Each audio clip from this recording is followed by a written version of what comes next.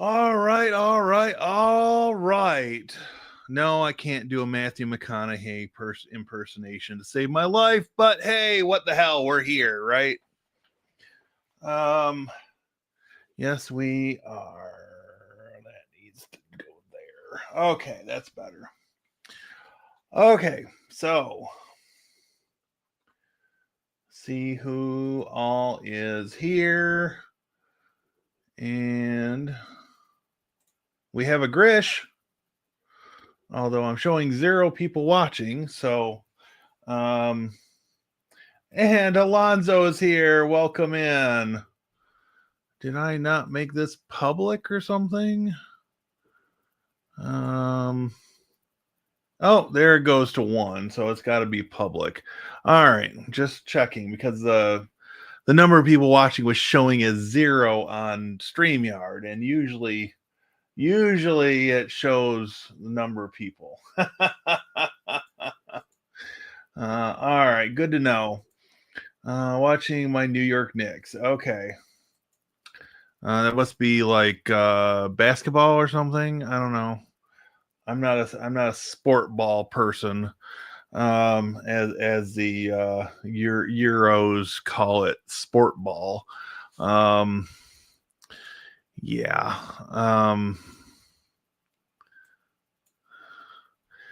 All right. So, um,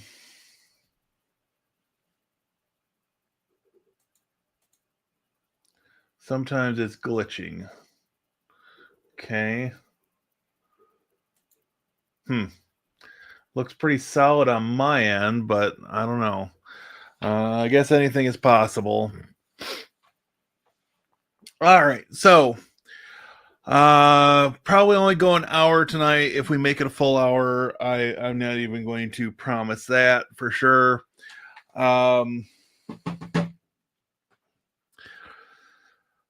So my big push this month is to build a new definitive fog video. I'm pushing to get it out by the end of the month. Hopefully between the 25th and the 28th, right? That is my goal.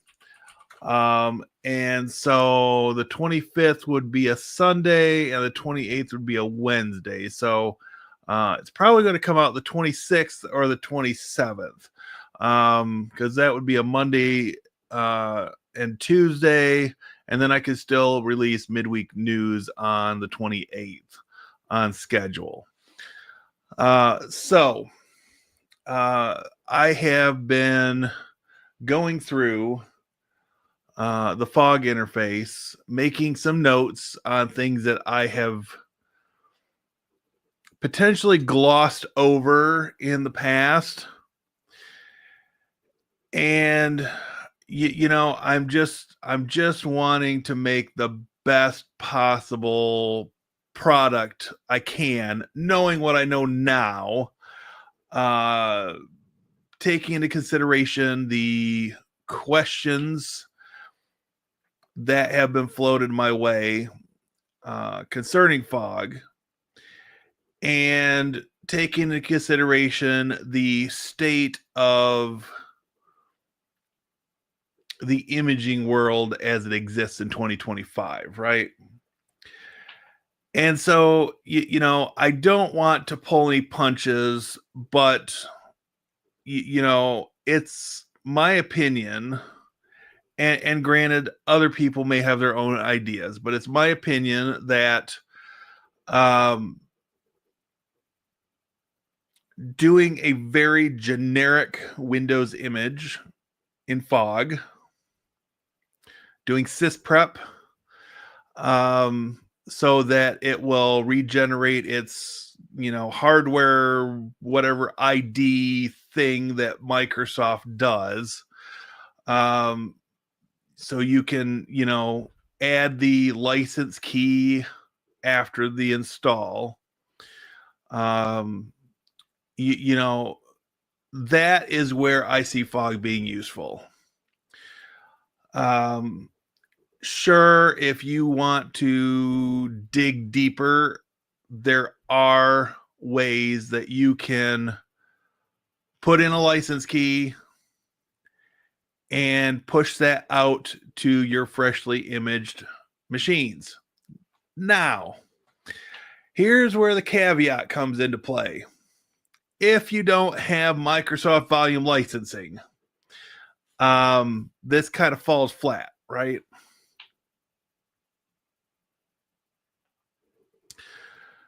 So without volume licensing, it's my understanding, and somebody that might know Windows licensing better than I do, because I do not claim to be an expert on this in any fashion.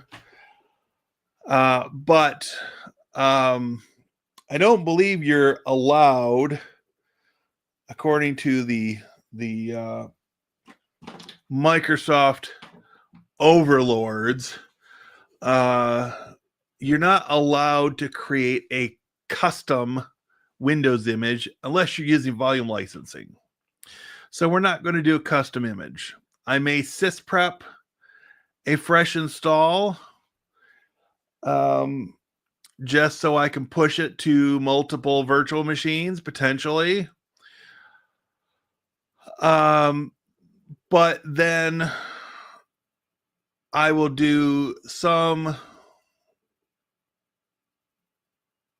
finagling after the fact, right? Now, here's the catch, right? Here's the frame of reference that I'm using. I work in a small environment currently. Running a fog server is overkill.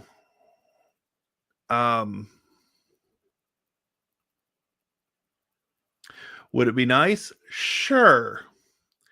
Do I have the resources to do it? Not really. And the biggest resource that I'm missing is electrical outlets in a building that's 140 years old.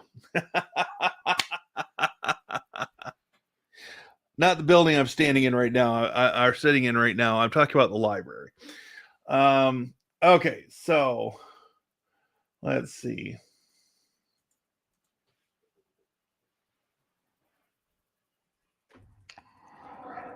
Josephus has entered the building.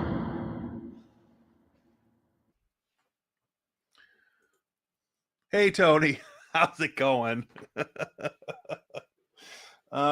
You wouldn't guess the fact that this Roadcaster was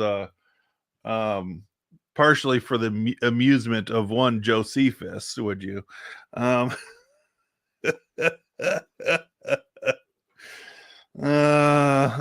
Anyway,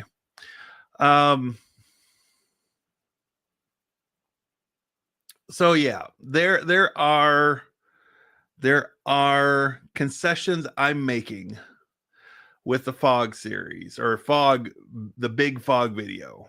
And again, I will likely release pieces of it to members before the long video goes out towards the end of the month.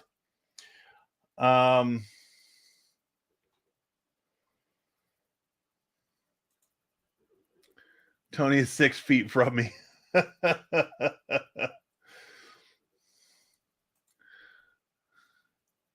He won't spank me though. Oh my. Wow. More like 8 feet, and no, I won't spank you.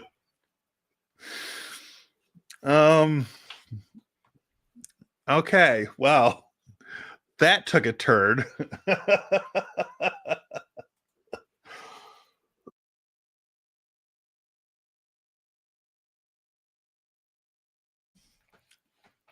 Okay, I'm better now.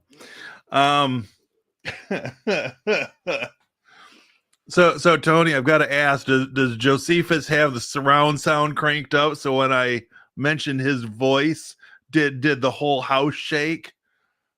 I gotta wonder. Um,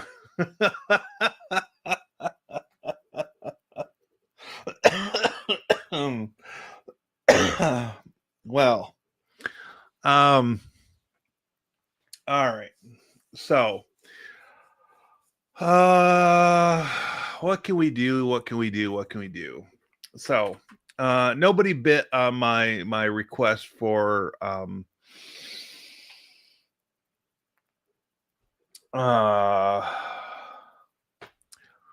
topics related to fog that people wanted to see covered. So, and I put that in the community tab earlier today. So, let's see what we've got going here. That's what I wanted.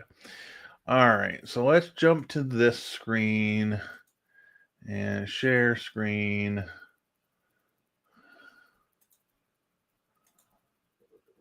There.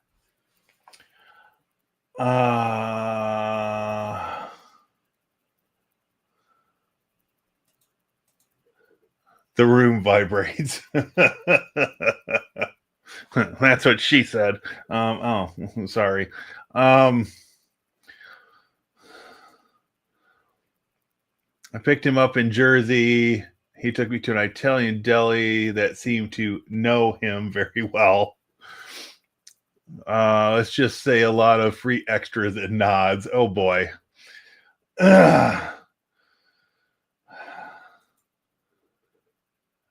It was definitely a piece of multiple businesses.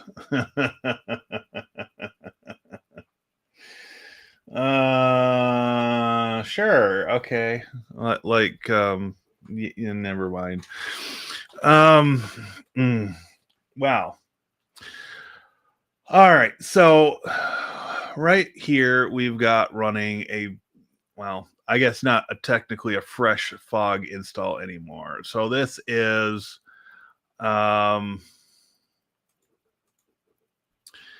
showing my what the machine is doing. It's just the dashboard page, right? So in other videos, I've spent most of my time talking about hosts, which is pretty self-explanatory. Since it's a database-driven program, you've got to register the host, so they're entered into the database. The MAC address is recorded. They get associated with an image, right? So we've got hosts. I also spend a good amount of time talking about images.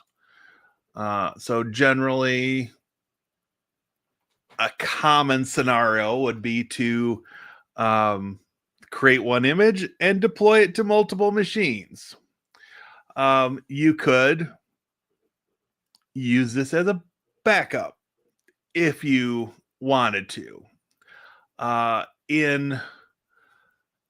In the case where you wanted to use it as a backup, you would want to use some other file-based backup system to go with it, right? So we talked about hosts and images. I haven't ever covered users that much because given the fact that I generally work in smaller environments,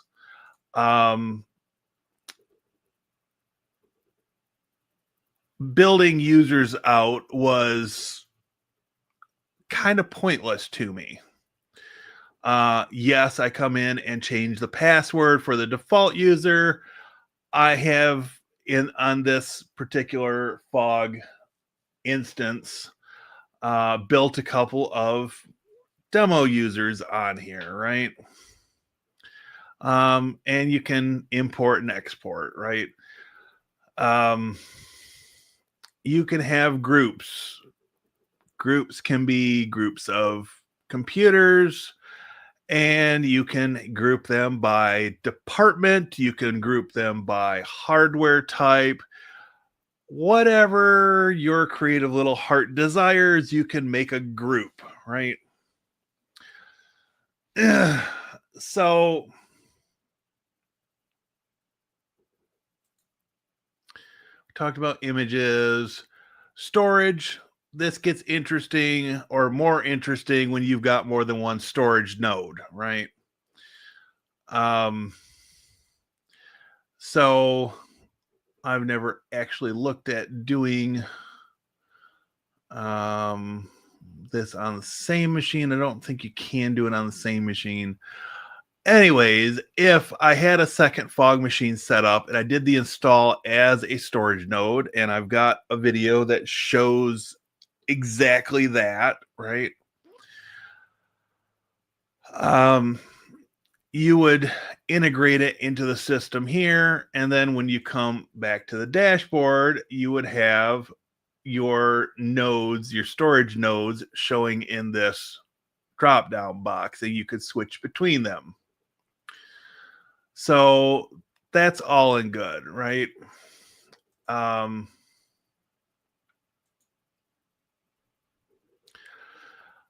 Snap-ins. So again, snap-ins is one of those things that is most useful for Windows machines, and everybody that hangs out here is in the know, shall we say. You're in my secret club. You know the secret handshake that I'm not a big Windows user outside of my day job, right? It gives me enough headaches during the day. I don't have any more hair to pull out, right? So anyway, so snap-ins would allow you to install software among or across, I should say, the machines that have the fog client, which you could think of it as a oh, now I'm drawing a blank. An agent, shall we say? A lot of newer software will refer to it as an agent. So you have this little piece of software on each Windows machine, and basically it allows you to push things from fog to those machines, right? That could be installing software. That could be joining it to Active Directory. That could be installing a printer. And in a larger environment, it would make sense to do those things, right? At the library, I'm responsible for fewer than 30 computers. This is overkill because in the time it would take me to learn how to set this up, I can install a printer across all the computers. So I may do a snap-in demo. I may just link to the required documentation on it, right? There are a couple of videos out there that cover snap-ins. They are very old videos. So excuse me. I don't know how much love the snap-in code has been getting in recent years. To put a little context on this, snap-ins were introduced in version 1.3. We're at 1.5.10 point something right now. I guess if we jump back here, I thought it would tell me here. Anyways, it's not something that with Windows 11 in 2025, it's not the most streamlined way to do things, shall we say. So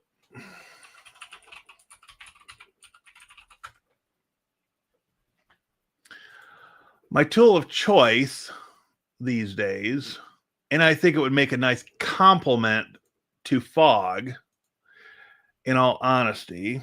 I got to get a verification code, doggone it. Hold that thought.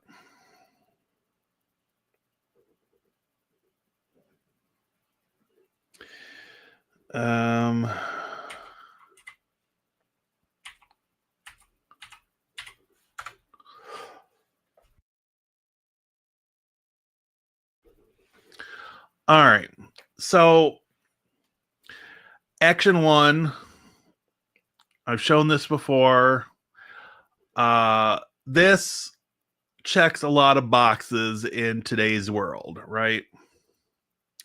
So not only can you install software from their software repository, and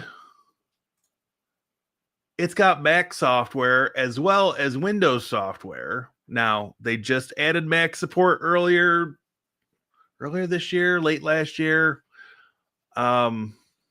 Regardless, there are Mac applications on here that you can deploy and update through Action 1, which already gives it a leg up above Fog if you're working in a cross-platform, multi-platform, or people will call it a heterogeneous network, where not all your computers are the same, like running Windows, which would be a homogeneous network. So, take it for what it is. Later this year, they will be rolling out Linux support, which I'm looking forward to because that's going to be a game changer for me, right? So not only does Action 1 let you do software deployment, if we come back to the dashboard here, you can see how many overdue updates and vulnerabilities you've got. And you can remediate those, right? So I've got more stuff that I need to approve, and I can come in here and look through the list. That's LibreOffice, Microsoft Edge, Firefox on both platforms, Windows Defender, and that's Bluetooth and network driver updates for a couple of machines that I manage, right? So I can approve those updates. Say proceed.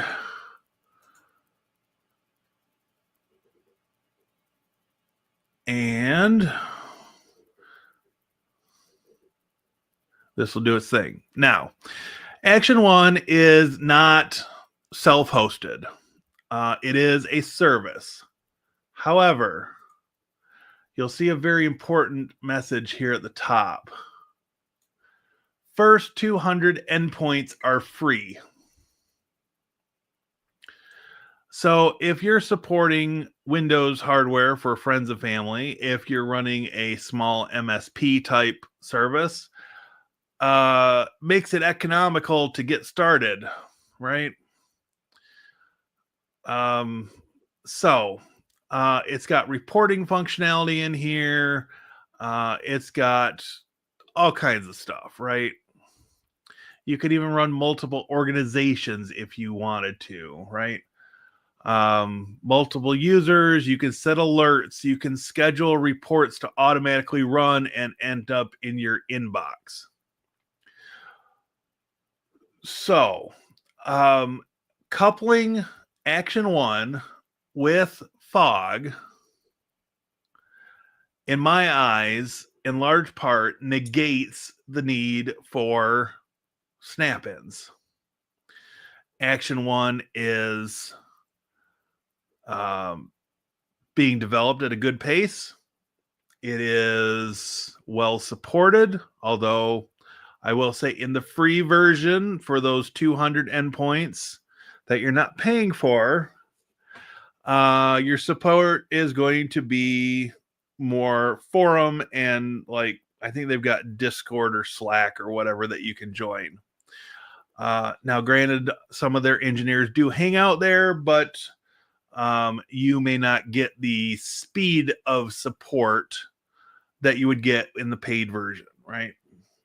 So, anyway, let's see. So we talked a little bit about snap-ins. We talked briefly about printers. So again, this is more Windows printer type of thing. You can create a new printer, and you are very much doing the INF file type of install, right? So you would have to have the INF extracted out of the driver package, add in the host name, the model, and all that kind of stuff. I don't know how to do the configuration file.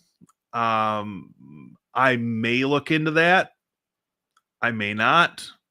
I may just point people at the documentation. Again, I don't have on my home/lab network, I don't have a good way to demonstrate some of this stuff. So anyway, there is though an option to add printers. If you're in a large environment, it may very well make sense. There are service configuration options here. So from host registration to host name changer to snap-in clients and all this kind of stuff. Again, probably not going to be the most in-depth demonstration. What I do decide that I can demonstrate, it's probably going to be kept at a fairly high level. So that's that. Tasks is another central component of Fog. And you can have snap-in tasks, multicast tasks, and then just your standard unicast tasks. And again, you've got your all host groups and different options there. There are some reports. Now, these are not going to be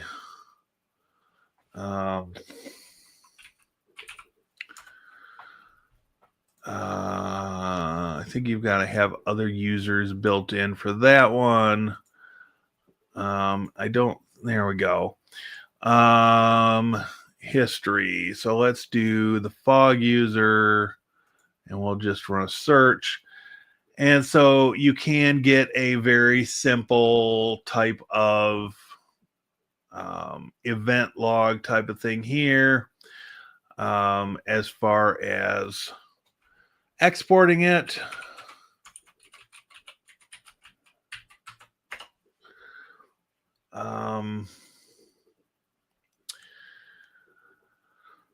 Let's do history report 2. Close that. And then if we come here, it's going to prompt us, and this is for LibreOffice, and it will actually have your data in it. And 134 rows at this point. And basically your date, username, and then the IP address that accessed it. So is it the most useful? Probably not. Supposed to do PDF export as well.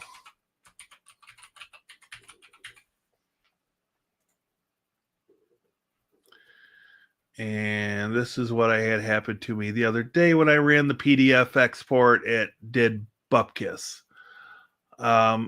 Again, Fog is developed by a small team, and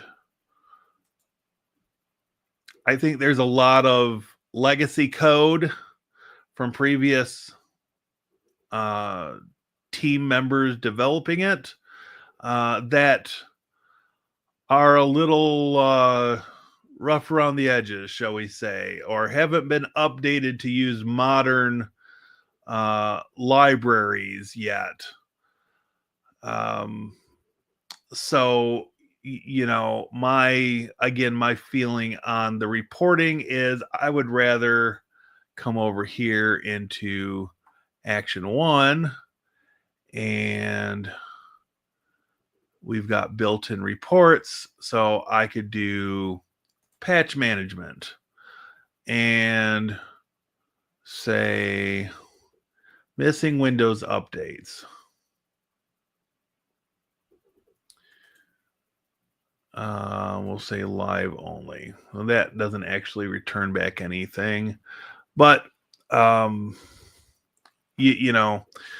there are reports plus the custom report option in Action 1 that I do believe would complement Fog rather well.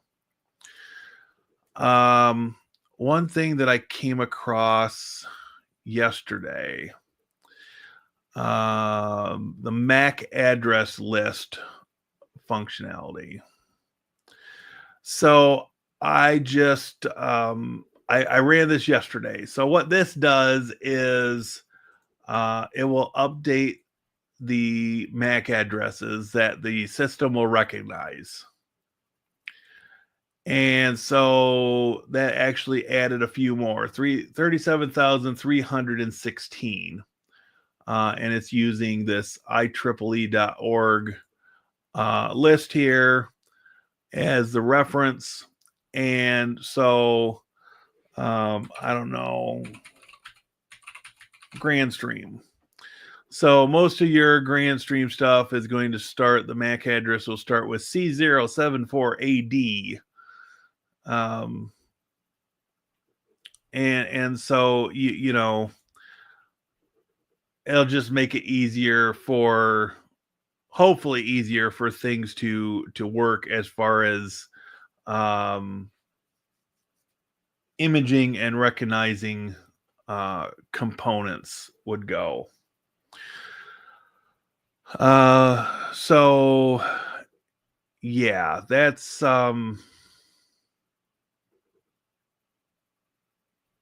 in a nutshell. Obviously, I'm working on more in-depth explanations, but I'm trying to, keep some high-level stuff going. And yeah.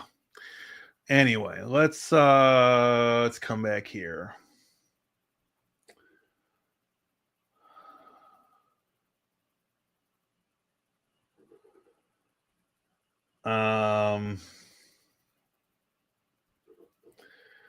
Let's see.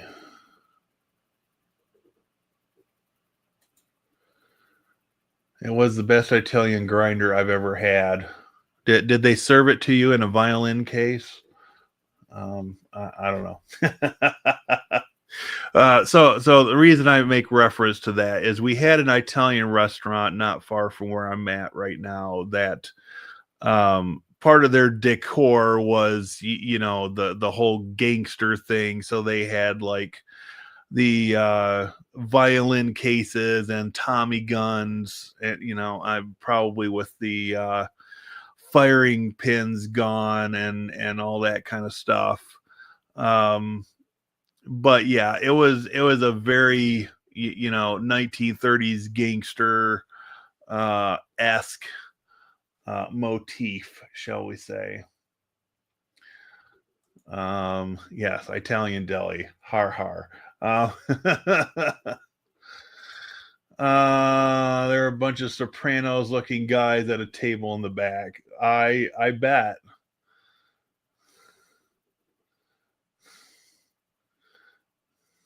And you went back there and said, "Hey, I'm a filmmaker and I can make you the next Tony Soprano," and yeah, something like that.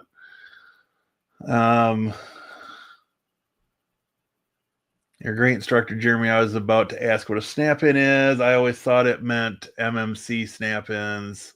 Thanks for always being thorough. Well, that's the aim of this month. I'm trying to hone in on fog. I'll probably in the big video, I'll probably put in little segments touching on Clonezilla and Rescuezilla as complementary imaging utilities that may make sense in some instances where fog doesn't. Again, trying to be thorough and I have to give Tony credit because he's been just in little comments over the past few years. He's made some comments to me that really made me think back on my teaching career, which for those who aren't in the know, I did spend about 5 years as an IT instructor at a vocational college, which was mostly CompTIA prep, cert prep courses, right? But we had people with all like different levels of experience or lack thereof, right?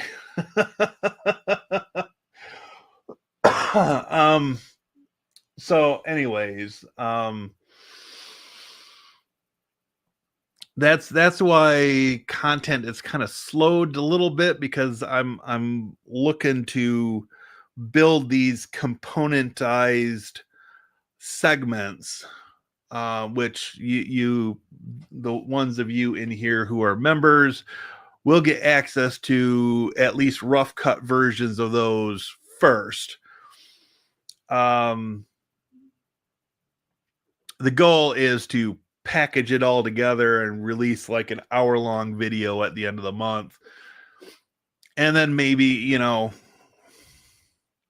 month or two, maybe I'll release the segments individually to everybody. But, I'm playing an angle here. It basically, if you want early access to this stuff and you want it in segments, then become a member. It has its perks. Plus, you get to talk with the Peanut Gallery on Slack after you send me an email address so I can add you to said Slack. Or not Slack, Signal. Too many apps that start with an S these days, and middle age is a mother trucker. Right. Well, thank you, Josephus. Let's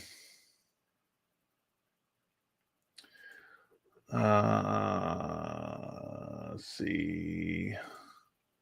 When are you coming to Connecticut? Joe, I'm afraid I'm even more broke now than I was last summer because I've been paying off all these dental bills.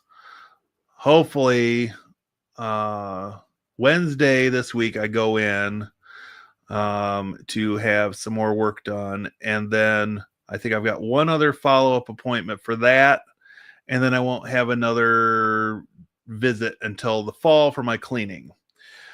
So once I'm able to get past these balloon payments to the dentist, I can contemplate possibly taking a trip. Whether that means getting a rental car and driving, or whether it means jumping on a train and getting picked up somewhere. that's up for grabs. I would love to just get on a train and not drive, but trains take longer. I don't know. I think it would be a fun trip to come out and visit for a couple of days. But I just have to figure out what my vacation time looks like.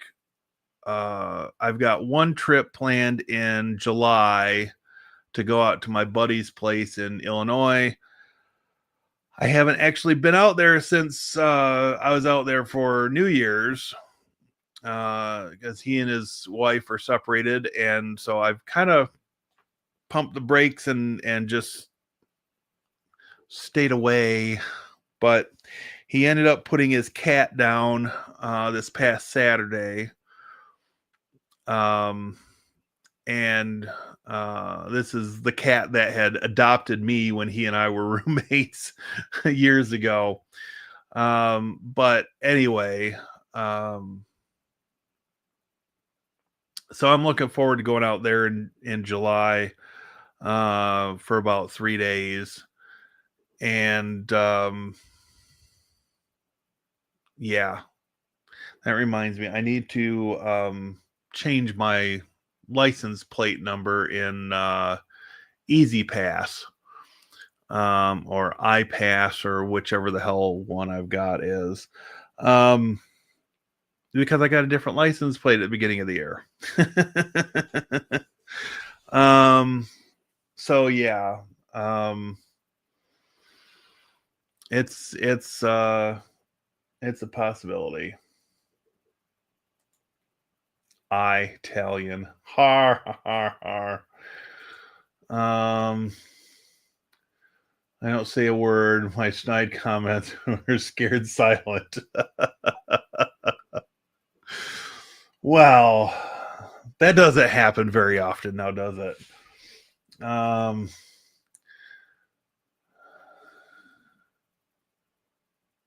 you have to board the train at ungodly hours?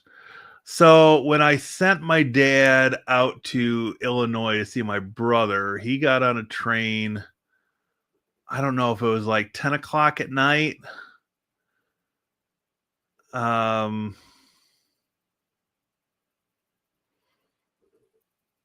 it was 6:30 and he got out there at 10. I don't remember. Anyways, it's an interesting thought. I haven't been on a train in a lot of years, and I'd love to do it again.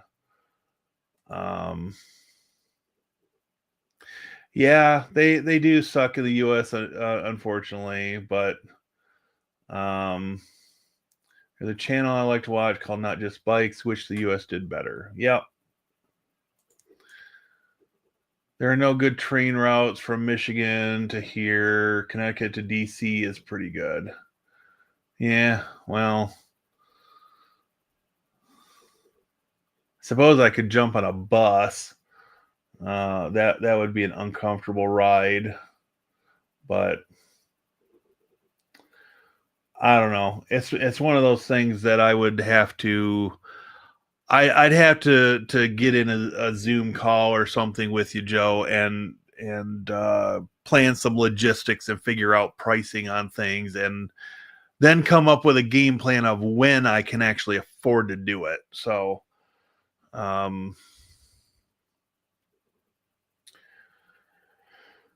yeah.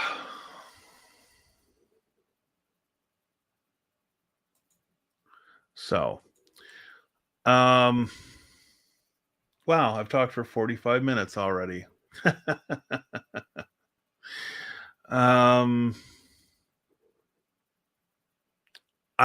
think I've said my piece. I don't know what else to say tonight.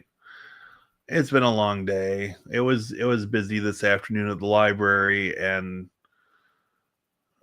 between noisy teenagers and people bringing screaming kids in, younger kids, I got home and my nerves were about at their end for the day. So I honestly, I almost canceled this tonight. I I really did. But I thought I should do at least an hour long or 45 minutes anyways. We might hit an hour. But um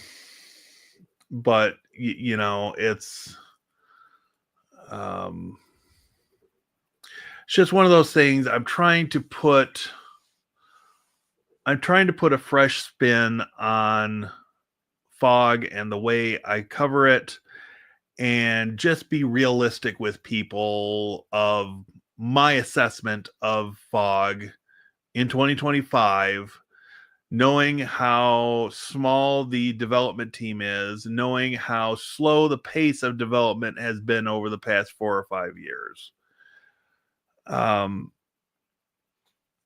And with that in mind, it's like, well, what are your other options? Because if you're running in any sort of a mission critical situation, any sort of, even an educational system. Now, granted, when I worked at the College of Health Professions, um, we purposely had scheduled all of our computer deployments and replacements and upgrades to happen during the summer months, when there were some classes, but they were more easily worked around, right? And so, um,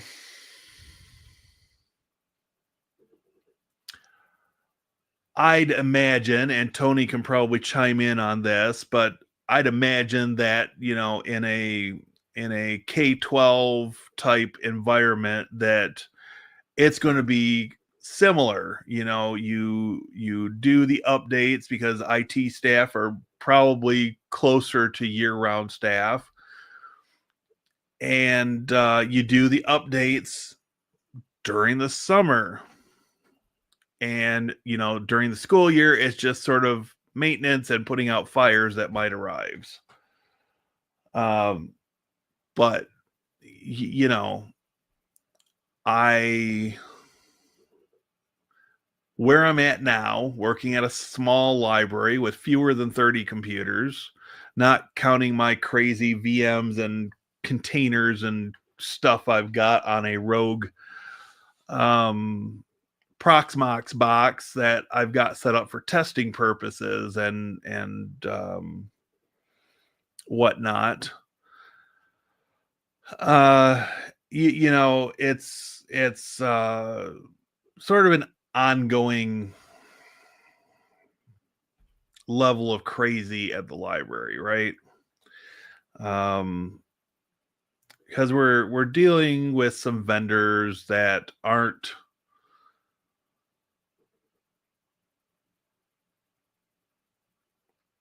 immersed into the peculiarities of the day-to-day of running a library. So, for instance, our public computers are locked down with Phoronix deep freeze.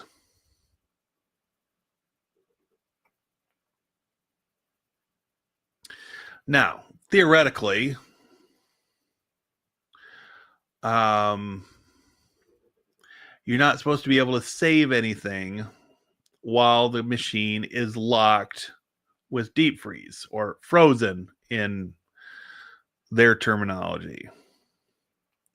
However, we've got people that insisted on answering yes when Chrome would ask you to save your email address for ease of access the next time you log into Yahoo Mail or Gmail or what have you. So the solution I found, because these 10 machines are not part of our Active Directory setup, which may change, but currently they're not part of Active Directory.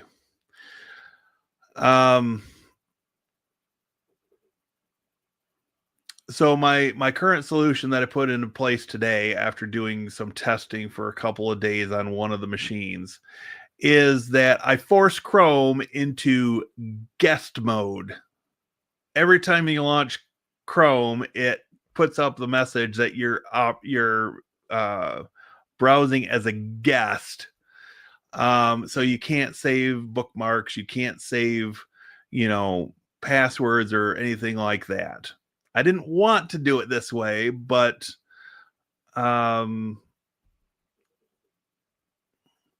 without having those 10 machines hooked to Active Directory and able to be further modified with group policy,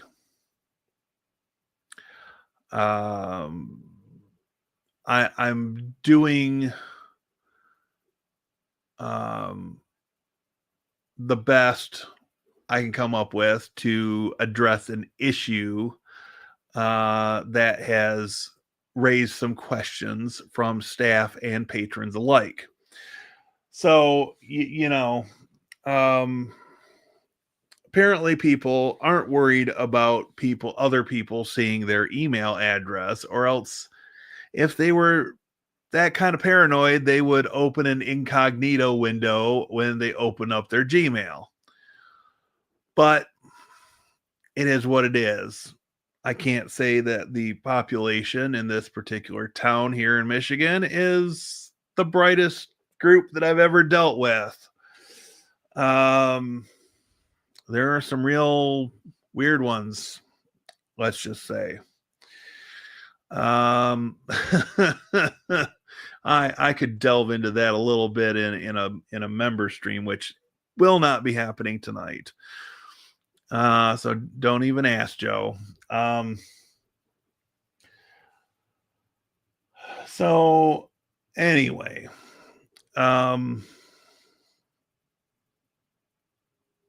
yeah, it's been an interesting few weeks.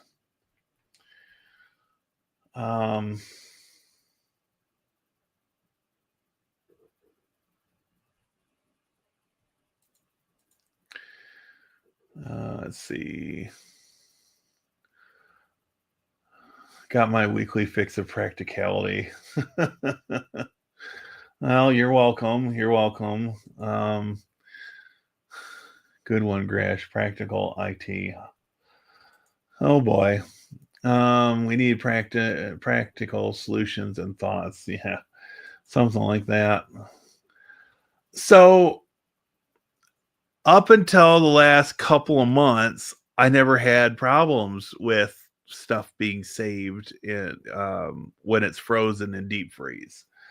Maybe I've got an update I need to apply for deep freeze. Unfortunately, usually when I get to do updates for deep freeze, it means, doing it during the summer and working a weekend away, because generally I have to uninstall deep freeze on 10 computers plus the main one and install the new version. Because usually the once a year I get to update deep freeze, it's a large enough version jump that I can't just upgrade in place. But I do have, I will have a weekend like that coming up at some point, because I know there's another piece of software I need to update, which I can't have people in the building when I'm doing that, because it's going to be the same situation where I've got to uninstall the old version. And this is for our computer reservation user management software. So I have to uninstall the old version on the machine at the front desk that controls it all, and then on the 10 public PCs. And so I'm looking at the better part of a day if I do deep freeze and this other software at the same time. which would be the ideal situation, right? So I don't know. I don't know.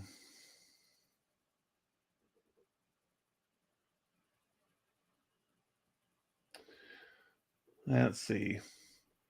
Public machines are rebooted after each use. So when the user logs out, and this isn't part of Deep Freeze, this is part of our computer reservation software. When it reboots, when the user logs out, it reboots the machine so that the next person is starting with a clean system. Maybe Chrome fingerprints the PC. That's possible. Device identifier. I responded regarding summer updates, but it seems YouTube didn't pass it. I don't think I missed it. Maybe I did.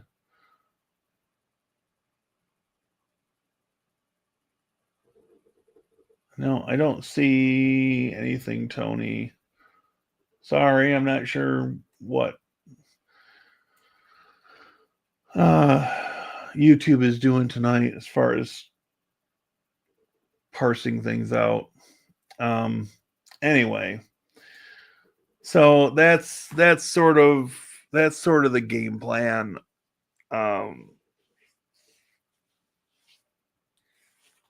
On the bright side, that, you know, if I have to go in and work on a Saturday when the library is closed, I'll get one of the other days during the week off, because it'll probably be at least a 6-hour day on a Saturday doing that. So, but I'll be able to put the air conditioner on and put the music on and just push through it. There might even be some members only shorts or live streams involved when I'm doing that. But yeah, that's the update for tonight, I guess. So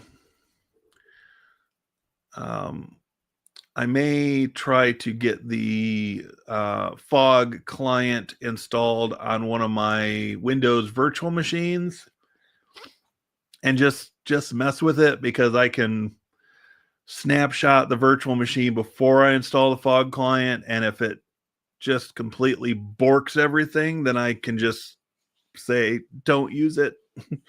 Don't use it. Just use something else to achieve the same result. Unfortunately, the reality of open source software in some categories, shall we say, sometimes in order to get the free and open source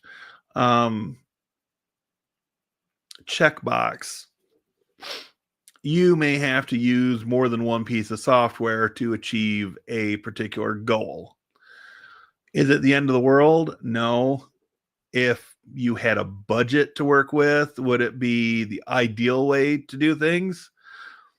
Well, that depends on whether you can stomach partnering with a company you may not agree with the values of.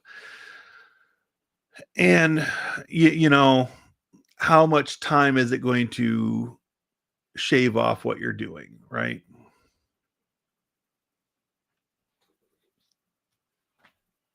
So I guess that's where things are. Hey, we hit the hour. We hit the hour.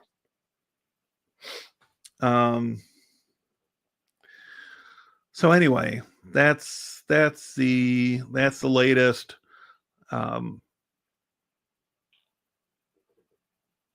I got a couple things arriving tomorrow. One being my Comet. So we may. It doesn't sound like. Now, don't take this as gospel, but this doesn't sound like TVJ will be on tomorrow night.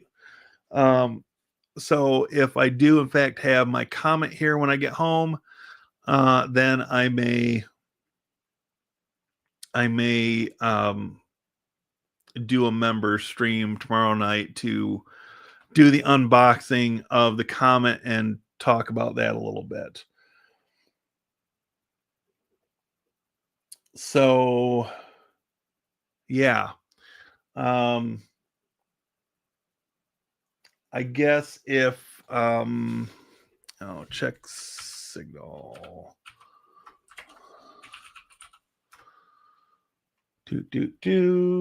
Let's see. No, not that side. Come on. There you go. I don't want to do the update right now. Thank you very much. Tony says we do the same thing, minor updates during winter and spring break, major updates and imaging new gear during summer vacation. Okay.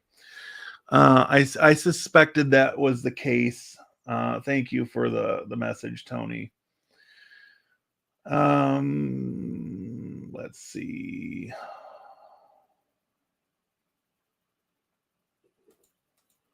Got it. Comet has yet to be shipped. Yep. So mine is supposed to be arriving tomorrow. Time will tell. If it's here when I get home from work, then I will likely do a member stream tomorrow night. And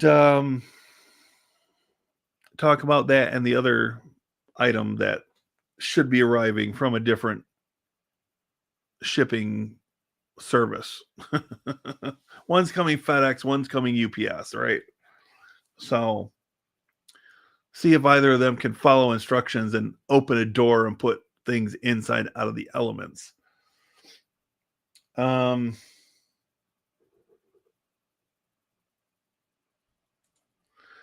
sending that message twice in comments. Not sure why YouTube stripped them out. That's a good question. I mean, there's nothing in there. You didn't use any of George Carlin's 7 dirty words that you can't say on radio or television. So you should be safe there. I don't know. It's weird sometimes, the stuff that YouTube decides to cut out. So on that note, I am going to let everybody enjoy the remainder of their evening. I am going to mentally wind down for the day and then try to get myself prepared for tomorrow. At least I don't have to work the front desk at the library, so I might be able to finish a couple of updates that I've been working on. And if I'm really lucky, I might just be able to cart the lights and the green screen and the camera to the second floor of the library and maybe get some footage for the library's YouTube channel. So that would be excellent.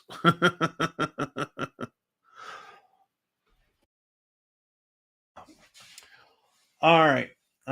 Everybody have a good night, and watch for notifications for a potential member stream tomorrow night.